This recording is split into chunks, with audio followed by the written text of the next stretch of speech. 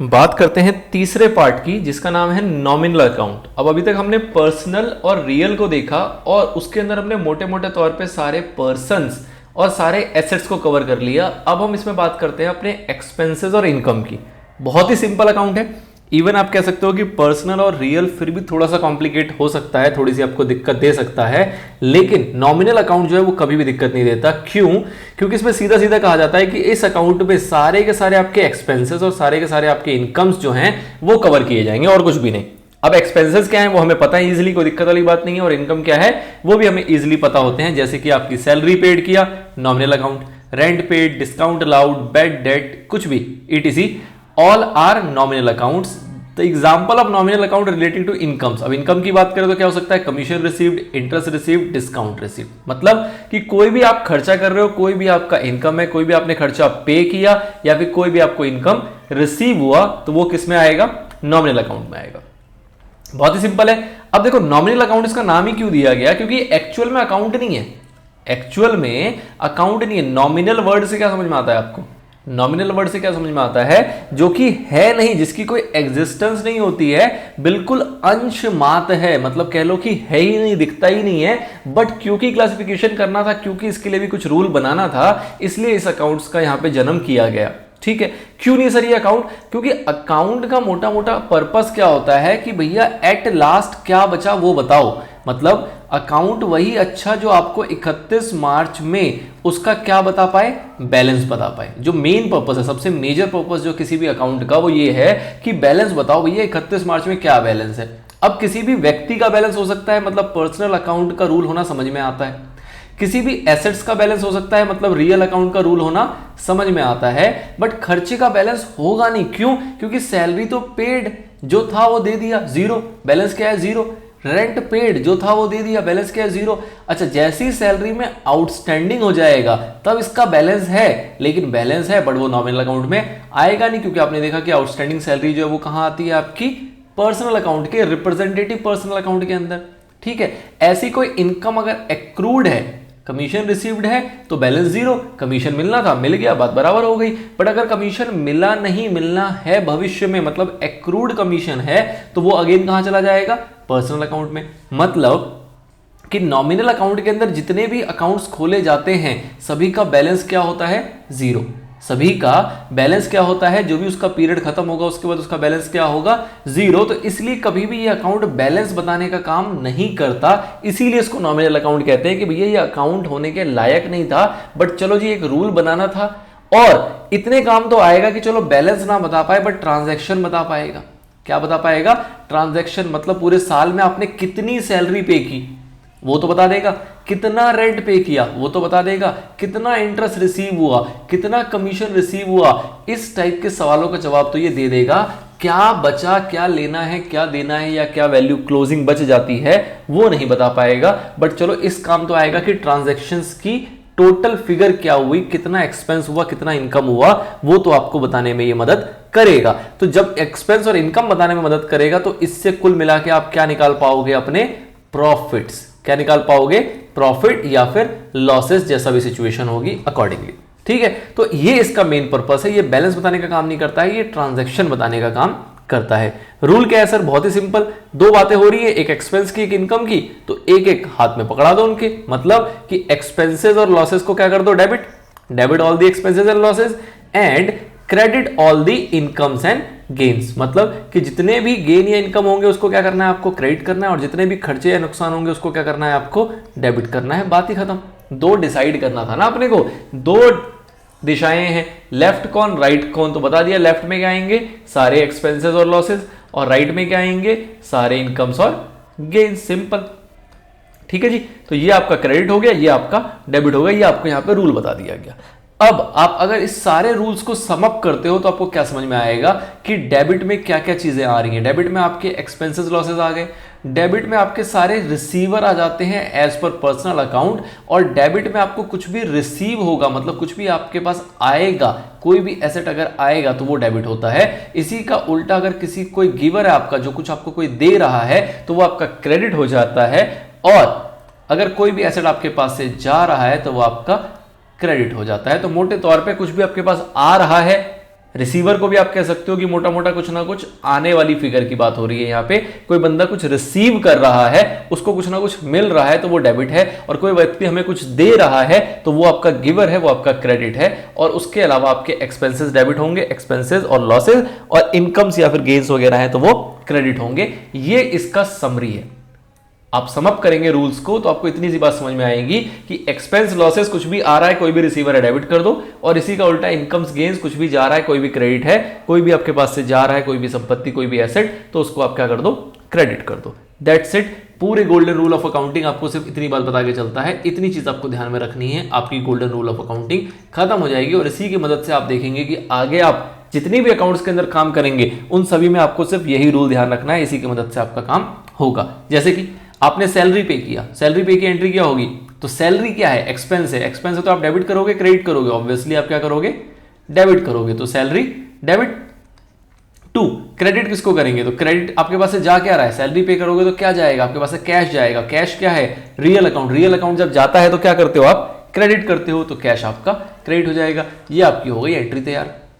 ऐसी rent pay करो तो rent debit to cash, salary pay किया तो सैलरी डेबिट टू कैश। इसी का उल्टा क्या होगा, जब इनकम कुछ रिसीव हो रही है आपके पास, सपोज कमीशन रिसीव हो रहा है, तो क्या आ रहा है आपके पास, पैसा, कैश, तो कैश अकाउंट डेबिट हो गया।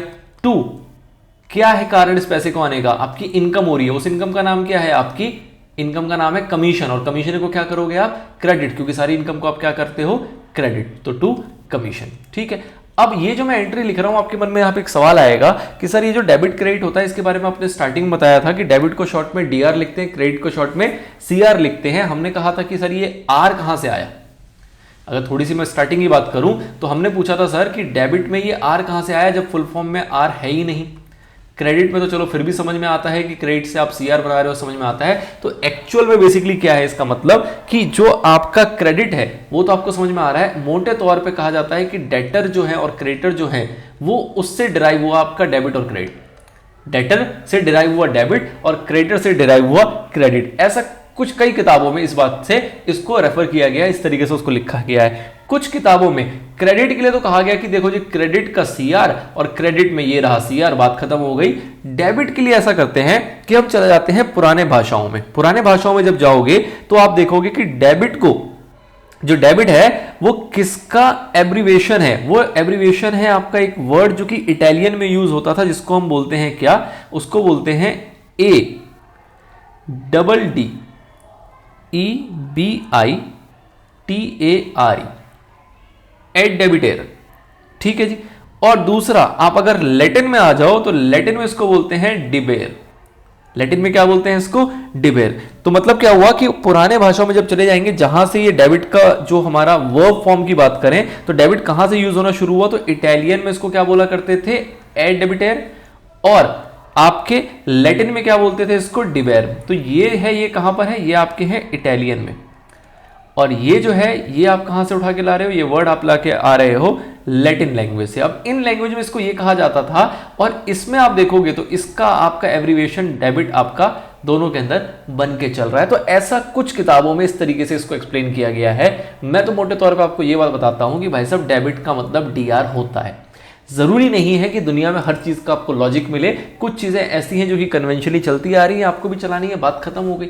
ठीक है। बहुत ज्यादा कोई डूबना चाहे तो मैंने आपको पीछे के लॉजिक्स बता दिए कि जो अलग अलग किताबों पे, गूगल पे, इंटरनेट पे, इन सभी जगहों पे ऐसी बातें कोट की हुई हैं। बट इन शॉर्ट आपको ध्यान रखना है कि भैया डेबिट को सीआर, क्रेडिट को सीआर, डेबिट को डीआर, क्रेडिट को सीआर। इतना कोई बहुत बड़ा रट्टाफिकेशन नहीं है, बहुत बड़ी क्राइमिंग नहीं है जो आप कर नहीं पाओगे, जो आपको बिल्कुल उसको समझे बगैर आप अकाउंट्स करना ही नहीं चाहोगे, समझ ही नहीं पाओगे, आपका विश्वास उठ जाएगा। ऐसी कोई बड़ी रॉकेट साइंस वाली बात यहाँ पे हो नहीं रही है। तो इतनी सी बेसिक चीज है, ये आप इतने भी ध्यान में रख सकते हो। नाउ अब जब हम किसी को भी रूल्स के अकॉर्डिंग, जब रूल्स को ध्यान रखते हुए हम जब उसकी एंट्री पास कर रहे हैं, तो एंट्री पास में आप देख रहे हो जैसे कि मैंने लिखा रेंट अकाउंट और उसके आगे किया डेबिट, और फिर लिखा यहाँ पे टू, थोड़ा सा स्पेस छोड़ा है, थोड़ा सा मैंने यहाँ पे स्पेस छोड़ा है। उसके बाद टू लिखा लेट्स से कैश अकाउंट। ठीक है। और जो अमाउंट था वो मैंने लिखा यहाँ 500 रुपए और यहाँ पे लिखा 500 रुपए। मेरे कहने का मतलब क्या है कि जब हम इसको एंट्री को इस तरीके से पास करते हैं, जनरल एंट्री के चैप्टर में आप सीखेंगे, तो वहां पे आप देखेंगे कि रेंट अकाउंट के आगे हम डेबिट लिखते हैं, बट जब कुछ क्रेडिट करते हैं तो उसके आगे क्रेडिट नहीं लिखते।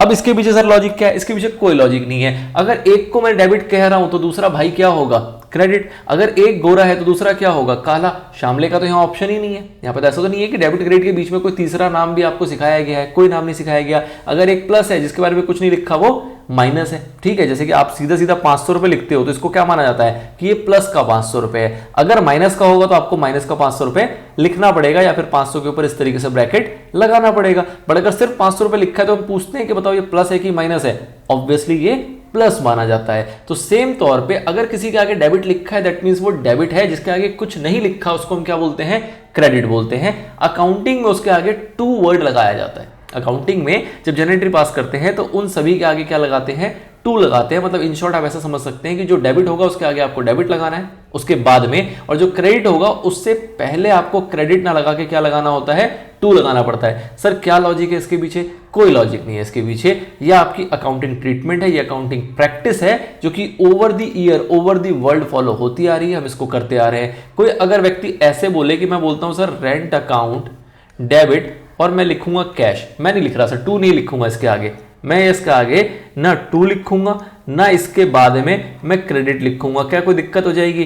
प्रैक्टिकल लाइफ में इसकी कोई दिक्कत नहीं है। प्रैक्टिकल लाइफ की अगर बात करूं तो इससे कोई मतलब नहीं है, कोई दिक्कत वाली बात नहीं है। आपने रेंट अकाउंट डेबिट लिख दिया, उसके बाद आपने कैश लिख दिया, that is sufficient, more than sufficient. But आप प्रैक्टिकल लाइफ की फिलहाल बात नहीं कर रहे हैं, आपको क्या लिखना है, आपको एग्जाम लिखना है। तो एग्जाम लिखना है तो आपको एग्जाम में और जो किताबों के अंदर जो प्रैक्टिसेस चली आ रही हैं जमाने से उसको आपको फॉलो करना पड़ेगा, क्योंकि आपको क्या चाहिए, आपको चाहिए मार्क्स। ठीक है, लॉजिक कोई नहीं है, बट आपको मार्क्स लेने हैं तो आपको प्रैक्टिसेस को एक्सेप्ट करना पड़ेगा जो अकाउंटिंग प्रैक्टिस है। रियल लाइफ में अगर आप जब किसी बिजनेस की अकाउंटिंग करते हैं और आप ये टू ना लिखें, कोई दिक्कत नहीं है, कोई इससे आपदा नहीं आ जाएगी, कोई विपदा नहीं आ जाएगी और कोई गवर्नमेंट आपके ऊपर फाइन नहीं लगाएगी। आप यहां पे आगे टू ना लिखें, आगे क्रेडिट ना लिखें, कोई दिक्कत वाली बात नहीं है। लेकिन प्रैक्टिस है कि इस तरीके से लिखा जाता है तो इस तरीके से हम इसको यूज करके चलते हैं, ठीक है। बट रियल लाइफ में ऐसा कुछ नहीं है, आप ये टू नहीं भी लगाएंगे तो कोई दिक्कत वाली बात नहीं है। डेबिट ये जनरली लगाया जाता है, बट रियल लाइफ में आप देखेंगे तो आज के टाइम पे कंप्यूटराइज इन्वायरमेंट है। कंप्यूटराइज इन्वायरमेंट के अंदर जो आपका रेंट अकाउंट आप लिखते हो, डेबिट वहां पे ऑटोमेटिकली आपको दिखाई देता है, आप सेलेक्ट कर लेते हो। कैश अकाउंट लिखते हो, उसके आगे आपको क्रेडिट दिखाई करता है, आप सेलेक्ट कर लेते हो, बात खत्म हो जाती है। अब वो मैनुअली लिखता नहीं है तो इसलिए इस तरीके से मैनुअली प्रेजेंट करने का कोई कॉन्सेप्ट रियल लाइफ में नहीं बचा है। बट क्योंकि हम किताबी बातें कर रहे हैं, क्योंकि हम उसका बेसिक सीख रहे हैं, जब आपको ये पता लग गया डेबिट किसे करना है, क्रेडिट किसे करना है, तो ये बहुत इममटेरियल चीज है कि किसके आगे डेबिट लिखे, किसके आगे टू लिखे या किसके आगे क्रेडिट लिखे। मोटे तौर पर आपको ये पता होना चाहिए कि क्या डेबिट हो रहा है, क्या क्रेडिट हो रहा है, दैट्स इट। रियल लाइफ में आप आराम से जी पाएंगे, सर्वाइव कर पाएंगे, अच्छी अच्छी अकाउंटिंग कर पाएंगे और अच्छे अच्छे बैलेंस शीट्स वगैरह, फाइनेंशियल पोजीशंस वगैरह, फाइनेंशियल स्टेटमेंट्स वगैरह बना पाएंगे इतनी नॉलेज से, ठीक है। ये एग्जाम्स की प्रैक्टिस है, अकाउंटिंग की प्रैक्टिस है, कन्वेंशनल चीजें हैं, ओवर द ईयर चलती आ रही हैं, पूरे देश समाज में ये चल रहा है, किताबों में इस तरीके से दिया गया है। एग्जाम में ऐसा नहीं लिखोगे तो जो एग्जाम में आपके पेपर चेक करेगा वो आपके नंबर काट लेगा। पर्सनली मेरे को इससे फर्क नहीं पड़ता, मैं एग्जाम में पेपर चेक करूं तो मैं नंबर नहीं काटूंगा, लेकिन मुझे चेक नहीं करना है। तो इसलिए आप इतनी ज्यादा लॉजिक पे इस पे ना जाए, इस तरीके से इसको करते हैं, ये आप बात मान के चलेंगे, ठीक है सर। ना अब इस वाले अकाउंट का ऑब्जेक्टिव क्या है? पहला हमने पर्सनल अकाउंट का ऑब्जेक्टिव देखा, क्या कि किसी भी इंसान से क्या लेना है, क्या देना है, वो बताने का काम करता है। नेक्स्ट हम आए जब रियल अकाउंट में अंदर, तो उसमें हमने ऑब्जेक्टिव देखा तो हमें पता लगा कि फाइनेंशियल पोजीशन डिटरमाइन करने के लिए आपको पता होनी चाहिए कि आपके पास कुल मिला के कितने एसेट्स हैं और उसकी वैल्यू क्या है। तो उसकी वैल्यू तब पता लगेगी जब आप उस एसेट्स के अकाउंट बनाओगे और उसमें क्या आया और क्या गया उसको नेट करके बता पाओगे, वो उसका ऑब्जेक्टिव था। नाउ जो आपका नॉमिनल अकाउंट है, इसका ऑब्जेक्टिव क्या है? इसके अंदर बेसिकली हमें जो मेन ऑब्जेक्टिव है वो ये कि हमें निकालना है प्रॉफिट। जैसे हमने पीछे भी समझा कि इस नॉमिनल अकाउंट का जो मेन पर्पस है वो आपको बैलेंस बताना नहीं है, वो आपको है प्रॉफिट बताना। प्रॉफिट कब बता पाओगे? जब आप बोलोगे कि आपके पास कुल मिला के इनकम कितनी है और किस किस हेड में है। मतलब कमीशन मिला तो कितना मिला, सेल का कितना, रेंट का कितना है, इंटरेस्ट का कितना है, जो भी आपको रिसीव हुआ वो सारी इनकम कितनी कितनी है, किस किस हेड में, उन सबका टोटल करेंगे, बोलेंगे जी टोटल इनकम हो गया। ऐसे ही एक्सपेंसेस जब आप बोलोगे तो एक्सपेंसेस को भी आपको हेड वाइज पता होना चाहिए। एक इंसान जो बोलता है कि मैंने 50 लाख का खर्चा किया, तो जब भी आप बोलोगे 50 लाख का खर्चा किया तो आपके जो भी आपसे खर्चे का हिसाब ले रहा होगा वो पूछेगा बताओ क्या क्या खर्चा किया। जैसे कि आप घर से जब निकलते हो आपको कोई 500 रुपए देता है, आपको कहता है जाओ जी शॉपिंग करके आओ, तो जब आप शॉपिंग करके लौटते हो तो आपसे पूछा जाता है कि बताओ तुमने 50 रुपए का क्या खरीदा, 150 का क्या खरीदा, 200 का क्या खरीदा। आप उसको क्लासिफाई करके बताते हो कि मैंने इतनी इतनी चीजें खरीदी और ये इतने इतने की आई और टोटल खर्चा इतना हो गया। तो इसलिए एक्सपेंस आपको हेडवाइज पता होना जरूरी है कि सैलरी कितना है, रेंट कितना है, आपका डेप्रिसिएशन कितना है, बेड डेट कितना है, कितना पैसा डूब गया, सारी चीजें आपको हेडवाइज पता होनी चाहिए, ठीक है, बैलेंस नहीं पूछ रहे आपसे, आपसे पूछ रहे हैं कुल खर्चा बता दो भैया कि जिस पीरियड में आप अकाउंटिंग कर रहे हो, जिस पीरियड का आपको प्रॉफिट निकालना है, उस पीरियड का एक्सपेंस कितना है हेड वाइज, मतलब सैलरी कितना, रेंट कितना, कमीशन कितना, बेड डेट कितना, सारे एक्सपेंसेस आपको हेड वाइज बताने। ठीक है, तो वो काम करता है आपका, वो प्योरली ऑब्जेक्टिव है किसका, नॉमिनल अकाउंट का। तो nominal account are those account which are in name only and which does not really exist, मतलब ये अकाउंट एग्जिस्ट नहीं करते, बस ये नाम में ही है। These account are open simply to explain the nature of head for which cash has been paid. ठीक है, नेचर ऑफ हेड जिसके लिए आपने कैश पे किया, उस नेचर ऑफ हेड को ये बता के चलता है। In the absence of nominal account क्या होगा, it will be very difficult for the management to know the amount paid separately on which account of salary, rent, commission etc। As such nominal account provide information regarding the following, मतलब कि अगर nominal account नहीं होगा तो आप पैसे दिए तो जा रहे हो, कैश आपका जा रहा है, कैश जा रहा है, कैश क्रेडिट हो रहा है, बार बार कैश बैंक क्रेडिट हो रहा है, लेकिन आपका अल्टीमेटली जो खर्चा हो रहा है वो किस हेड में हो रहा है। आपके जैसे मैंने आपको कहा कि खर्चा टोटल 50 लाख का तो हो गया, लेकिन आपसे पूछते हैं कि 50 लाख में बताओ क्या क्या खर्चे हैं, तो आप बता नहीं पाओगे। अब आपको ये नहीं पता कि 50 लाख में आपने सैलरी कितनी दी है, 50 लाख में आपका रेंट कितना है, 50 लाख में आपका कमीशन कितना है, 50 लाख में आपका बेड डेट कितना है, 50 लाख में आपका लॉस बाय फायर कितना है, 50 लाख में आपके वेजेस कितने हैं, कार्टेज कितने हैं, जितने भी वैरायटी के एक्सपेंसेस होते हैं वो सारे कितने हैं इस 50 लाख के अंदर, कितने कितने में उसको आप क्लासिफाई करोगे, वो आप नहीं बता पाओगे अगर आपने नॉमिनल अकाउंट मेंटेन नहीं किया होगा। और वो जानना जरूरी होता है ताकि आप खर्चों पे कंट्रोल लगा सको। सपोज आपको सैलरी पेड दिखा दिया आपने, इसके अंदर से 10 लाख रुपए, आपको कहा जाएगा नहीं ये तो सैलरी ज्यादा जा रही है, सैलरी को कट करके 7 लाख पे लेके आना अगले साल। या फिर कोई खर्चा है जो आपको लगता है कि जैसे एडवर्टीजमेंट किया आपने 2 लाख रुपए का, आपको लगता है यार सेल बढ़ाने के लिए ना और एडवर्टीजमेंट करनी चाहिए, ऐसा करते हैं इस 2 लाख को बढ़ा के लेके जाते हैं 5 लाख पे अगले साल। तो इस टाइप के डिसीजन मेकिंग के लिए आपको हेड वाइज एक्सपेंडिचर पता होना जरूरी है। And same implied with incomes also, कि आपको अगर रेंट की इनकम पता है भैया 10 लाख रुपए, तो आप देखोगे यार रेंट की इनकम 10 क्यों आ रही है, हमारे हिसाब से तो 15 लाख आनी चाहिए। तो आप जरूरतमंद प्रयास करोगे कि कैसे इस इनकम को बढ़ाया जा सके, अगर आपको हेडवाइज फिगर पता होगी तो। अगर आपको कुल मिला के पता लग जाए कि भैया 1 करोड़ की आपकी इनकम है, इस 1 करोड़ में क्या क्या चीजें आ रही हैं अब आपको नहीं पता, कितना ब्याज मिला, कितना इंटरेस्ट है, कितना डिविडेंड है, कितना आपका रेंट है, कितना कमीशन है, ये सब आपको नहीं पता होगा, तो आप एफर्ट्स नहीं कर पाओगे, अच्छे डिसीजंस नहीं ले पाओगे। तो इसलिए जो मेन पर्पस है वो क्या है कि amount spend on various heads in a particular period ये पता हो, और income received on various head in a particular period ये पता हो। किसी भी पीरियड के अंदर हेडवाइज कितना इनकम और कितना एक्सपेंस है वो बताने का काम करता है आपका नॉमिनल अकाउंट। ठीक है sir. Now last but not the least जो हमने पीछे सीखा था कि भैया कोई भी जो नॉमिनल अकाउंट का आपका एक्सपेंस है उसके आगे पीछे अगर कुछ लग जाएगा तो वो क्या बन जाता है आपका पर्सनल अकाउंट। मतलब when any word as a prefix or as a suffix is added to a nominal account it becomes a personal account। Example के तौर पे कह सकते हो कि रेंट अकाउंट नॉमिनल अकाउंट है, सैलरी अकाउंट नॉमिनल अकाउंट है, कमीशन अकाउंट भी नॉमिनल अकाउंट है और इंटरेस्ट अकाउंट भी आपका नॉमिनल अकाउंट है। लेकिन जैसे ही इस रेंट अकाउंट को आप कन्वर्ट कर दोगे आउटस्टैंडिंग रेंट अकाउंट या फिर प्रीपेड रेंट अकाउंट, तो ये क्या बन जाएगा पर्सनल अकाउंट।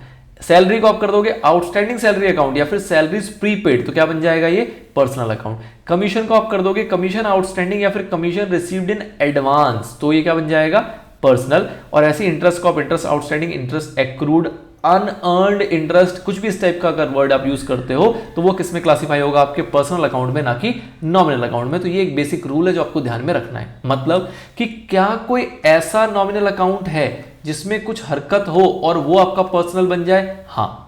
क्या कोई ऐसा रियल अकाउंट है जिसको हम कहते हैं कि वो पर्सनल हो सकता है? रियल अकाउंट नहीं है, मतलब रियल अकाउंट का नेचर, एसेट के नेचर के अकाउंट क्या पर्सनल हो सकते हैं? बिल्कुल। एक्सपेंस के नेचर के अकाउंट क्या पर्सनल हो सकते हैं? बिल्कुल। एक्सपेंस वाले कब होंगे? जब उनके आगे पीछे कुछ लग जाएगा। रियल वाले आपने देखे जैसे कि बैंक जो किसी पर्सन को रिप्रेजेंट करता है, डेटर क्रेडिटर किसी पर्सन को रिप्रेजेंट करता है, तो वो आपका पर्सनल हो सकता है। इसके अलावा और पर्सनल में कौन होंगे? तो जितनी भी लाइबिलिटीज है वो मोटे तौर पे आपकी पर्सनल ही होती है। क्यों? क्योंकि लाइबिलिटीज के अंदर देखो क्या आएगा, लाइबिलिटीज के अंदर कैपिटल आएगा, कैपिटल हमने कह दिया कि पर्सनल है। कैपिटल के अलावा आप किसी से लोन लोगे अगर बैंक से तो पर्सनल है, किसी व्यक्ति से लोगे तो वो इंडिविजुअल है तो वो भी पर्सनल है, किसी कंपनी से लोगे XYZ लिमिटेड से तो वो भी आपका पर्सनल में ही क्लासिफाई होगा। क्रेडिटर है आपके तो आपने देखा जैसे कि डेटर है वो भी पर्सनल होते हैं, क्रेडिटर भी क्या होते हैं आपके पर्सनल होते हैं। और कोई भी आउटस्टैंडिंग एक्सपेंस हो गया, आउटस्टैंडिंग एक्सपेंस जो कि लाइबिलिटी बनती है, तो आउटस्टैंडिंग एक्सपेंस का आपने एग्जांपल देख लिया कि जब एक्सपेंस आउटस्टैंडिंग होता है तो वो भी कहां चला जाता है? पर्सनल के अंदर चला जाता है। तो मोटे तौर पर आप क्या कह सकते हो कि जो आपकी बैलेंस शीट होती है, बैलेंस शीट में इधर आते हैं आपके एसेट्स, इधर आती हैं आपकी लाइबिलिटीज। जितनी भी लाइबिलिटीज हैं वो सारी की सारी क्या है आपकी पर्सनल अकाउंट, वो सारी की सारी क्या है, पर्सनल अकाउंट। और जितने भी एसेट्स हैं वो सारे के सारे आपके क्या है, रियल अकाउंट, एक्सेप्ट फ्यू। अब इस फ्यू में आप जनरली क्या छोड़ रहे हो, आप छोड़ रहे हो बैंक को और आप छोड़ रहे हो किसको, डेटर को। ये एक एग्जांपल है, हो सकता है कुछ और भी छूटे, आपको एसेंस देखना है कि अगर उसके अंदर कोई पर्सन का नजर आ रहा है, कोई पर्सन वहां पे छुपा हुआ दिख रहा है, तो वो आपका क्या बन जाएगा, पर्सनल अकाउंट बन जाएगा। दूसरा आपका बनता है प्रॉफिट एंड लॉस अकाउंट। इस प्रॉफिट एंड लॉस अकाउंट में आप इधर लिखते हो एक्सपेंसेस, ये सारे एक्सपेंसेस क्या है, नॉमिनल। इधर लिखते हो आप सारे इनकम्स, ये एक्सपेंस भी, इनकम भी क्या है आपके, नॉमिनल। मतलब पीएनएल अकाउंट में जितनी बातें आती है, जो भी इनकम और एक्सपेंसेस आते हैं जिसकी मदद से आप प्रॉफिट या लॉस निकालते हो, वो सारे के सारे क्या होते हैं, आपके नॉमिनल अकाउंट होते हैं। ठीक है, तो बहुत ही बेहतरीन तरीके से आपने पूरे के पूरे जो रूल्स है आपके डेबिट क्रेडिट के, जिसको हम कहते हैं गोल्डन रूल्स ऑफ अकाउंटिंग, वो अच्छे से आपने समझ लिया होगा। इस स्टेज पे आके आप ये कह सकते हो कि आपको डेबिट क्रेडिट के रूल्स पता है, आपको ये चीज पता है कि कौन सी चीज को डेबिट करना है, कौन सी चीज को क्रेडिट करना है, क्यों कोई सी चीज डेबिट होती है और क्यों कोई सी चीज क्रेडिट होती है, क्योंकि यहाँ पे एक स्पेसिफाइड रूल्स आपको दिए हुए हैं। चलिए